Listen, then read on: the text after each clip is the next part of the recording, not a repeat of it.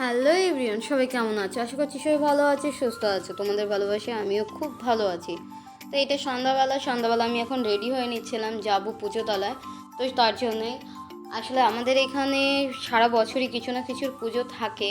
মানে আমি যে জায়গাটায় আছি সেই জায়গাটায় সারা বছরই পুজো থাকে। তো তার ভেতরে পুজো তো দেখতে যেতেই হবে, যেহেতু ঘরের কাছে পুজো, পুজো না দেখতে গেলে হবে। তো তার জন্য আমি এখানে রেডি হয়ে নিয়েছিলাম আর এখন বেরোবো বাইরে। তো বাইরে আমি বেরিয়ে সবার আগে ঠাকুর দালানটা দেখাই, দেখলেই বুঝতে পারবে। আর এইটা তো হচ্ছে মানে আমাদের সব মানে রাস্তার হচ্ছে মেন রাস্তাটা। এখান থেকে সারাদিনে অন্তত হাজারবার যাতায়াত করা হয়, বাবানের স্কুল থেকে শুরু করে সব কিছু। তো টুকিটাকি আমি তো প্যান্ডেলটা যখন শুরু হচ্ছিল তখন তোমাদের দেখিয়েছিলাম, কিন্তু পুজোর দিনটায় দেখানো হয়নি, সেই জন্যই ভাবলাম তোমাদের সাথেও একটু দেখিয়ে দিই।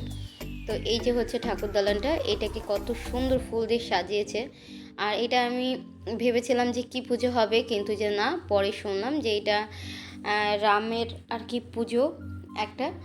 তো এখানে এরকম পুজো হতেই থাকে নানা রকম, আর খুব সুন্দর, প্রতিবারই আলাদা আলাদা করে মন্দিরটাকে খুব সুন্দর করে সাজায়। আর দেখো ঠাকুরদালানের ভেতরটা আমি একটু দেখিয়ে দিই, কতটা সুন্দর দেখতে লাগছে।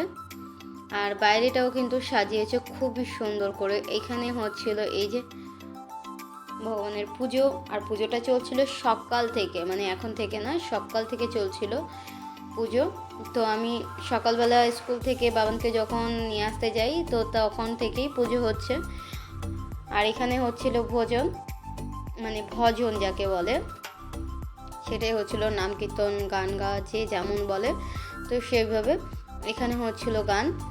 তো আমি সেটাও তোমাদের সাথে পরের ভিডিওতে একটা শেয়ার করব যে এখানে কি গান হচ্ছিল। তো এইটাতে আর আমি সেই গানের কিছুই অংশ আর কি তুলে ধরিনি। তো যাই হোক, দেখালাম শুধুমাত্র যে এরকমভাবে আর কি পুজোর আয়োজন করেছে। আর অনেকটা বড়, অনেকটা দূর অবধি করেছে প্যান্ডেলটা, মানে তিনটে রাস্তাকেই এইভাবে ঘিরেছে, মানে তিন দিকের রাস্তাকে এইভাবে ঘিরেছে অনেক বড় করে। আর এইখানে দিচ্ছিল ভোগের প্রসাদ, ভোগের প্রসাদ বলতে এখানে হচ্ছিল শুধু নিয়ে যাওয়ার জন্য, মানে বাড়িতে নিয়ে যাওয়ার জন্য এই জায়গাটায় দিচ্ছিল। আর মেন খাবারের জায়গাটা যেটা, সেটা করেছিল একদম রাস্তার উপরে, যেন সবাই পায়, সবাই দেখতে পায়, সেই জন্য এনেছিল এই যে জলের ট্যাঙ্ক, আর রেখেছিল পাতা ফেলার জন্য পাতা ফেলার গাড়ি। সবই এখানে আয়োজন কিন্তু প্রতিবারই খুব সুন্দর করে তোমরাও জানো, আমিও তোমাদের অনেকবার করে দেখিয়েছি যে কতটা সুন্দর করে। আর এইটা হচ্ছে রাস্তার দিকের গেট, দেখো গেটটা কেমন লাগছে সেটাও একবার তোমাদের সাথে আমি দেখিয়ে দিলাম। গেটটাকেও কিন্তু খুব সুন্দর করে সাজিয়েছে, দেখলে বুঝতেই পারছো। আর এই যে হচ্ছে খাবার, যেটা ভোগের প্রসাদ পাতায় করে দেওয়া হচ্ছিল সেইটাই। আর ভোগের প্রসাদের জন্য রেখেছিল এখানে খিচুড়ি আর আলুর দম, সঙ্গে দিয়েছিল বোঁদে। আর এই যে পড়েছে হচ্ছে লাইন, এইটা হচ্ছে প্রসাদ নেওয়ার, মানে যারা পাতায় করে প্রসাদ নেবে, এইটা হচ্ছে তার লাইন পড়েছিল।